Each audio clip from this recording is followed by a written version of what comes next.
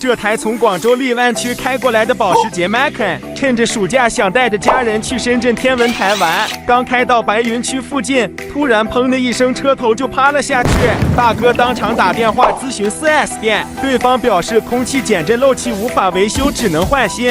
换新2条报价3万加，同时还要等5天才能交车。大哥还要尽快到深圳办入住，等不了那么久。这时突然想起之前刷到过我们在广州维修空气减震的视频，知道我们能在保证质量的情况下当天就能交车。大哥二话没说就开了过来。你们觉得广州的海边和深圳的海边有什么区别吗？有懂的不妨评论区科普一下。接着维修小哥修复好确认没问题后，就也按照原厂的方式组装回去了。最后大哥为了感谢我解决他的燃眉之急，直接就塞了2包华子给我。